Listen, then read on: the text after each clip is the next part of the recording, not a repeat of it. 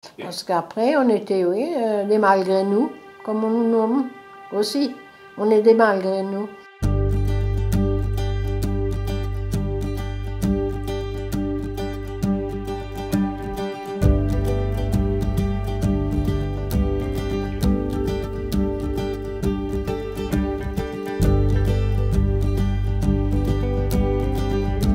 Ce voyage de Alsace jusqu'en Belgique où vous étiez petite, vous l'avez vécu comment? Vous savez, ça, c'est vraiment... Alors là, je suis honnête, c'est assez flou. Vous savez, quand vous avez, que vous ne savez pas parler, que vous arrivez dans un truc inconnu. Et aussi une chose que je ne peux plus me rappeler, quand ma mère elle est revenue, je sais seulement que je faisais des cauchemars et qu'elle avait le, comment je veux dire, pour me rechercher, de la préfecture, de la Croix-Rouge.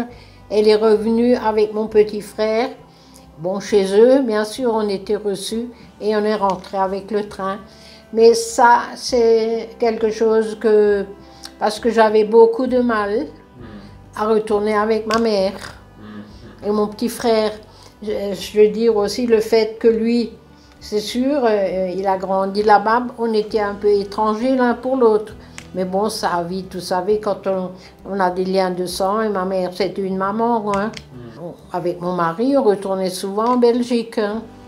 C'était tout près de Bruxelles, on aimait bien, ils étaient très, très, très gentils, eux venaient chez nous, et voilà. Vous visitez votre famille d'accueil? Ma famille d'accueil, qui est plus que qu'une famille d'accueil, parce que bon, ma famille, ils nous ont un peu largués et ça, bon, enfin, c'est les choses de la vie. Et quel était le rôle dans tout ça de la Croix-Rouge? Oui, oui. Et quel était leur Dès qu'il y avait quelque chose, et aussi on était sous l'effigie, comme quand on dit ici, quelqu'un a un, comment qu'on dit ça, des gens qui ont, pas des dominants, quelqu'un qui les gère, vous voyez, ici, quand ils sont plus. Mais là aussi, nous avions, c'était notre parrain comme un justicier, comme ça. On aurait mal tourné, elle se serait dirigée vers lui. Il avait le pouvoir jusqu'à 21 ans s'il y aurait eu quelque chose.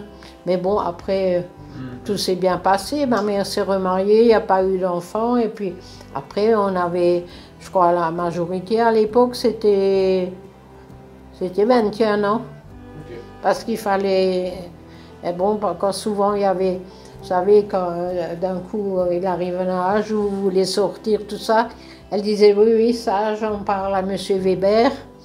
On avait un peu... Mais c'était ce père pour les malgré nous, pour nous, hein, on était quand même, comme on dit, des pupilles de la nation. Pupilles de la nation, c'était notre truc. On était pupilles de la nation. Mon frère et moi. Et alors bon, pour qu'il y ait quand même quelqu'un qui gère tout ça, vous voyez, d'un côté comme de l'autre.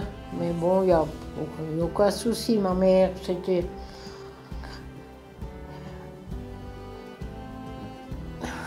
Bon, c'est sûr, oui, c'est la vie, hein. En Belgique, à Charleroi, où on a gardé des contacts, vous voyez. Bon, après, il y en a beaucoup déjà qui sont morts, hein, et quand même, nous, on était encore vraiment des jeunes, des petites, hein, comme je vous dis, j'avais même pas 6 ans, hein, c'est quand même... Bon, et après, il y avait aussi un petit peu des plus âgés. Et c'était tout un train qui est parti à Charleroi. Et tout ça organisé par la Croix-Rouge, ah, oui, oui, oui.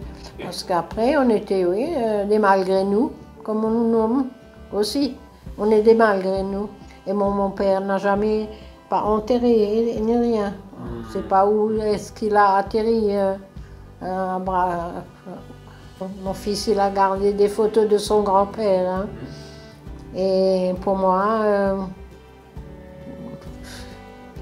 il m'arrive que si je fouine, je trouve, et aussi des cartes qu'il nous a écrit justement de Radousla, quelque part où il était. Vous voyez, une ou deux que j'ai pu. Bon, après, comme ici, vous voyez, c'est pas grand, on peut pas tout conserver dans une vie.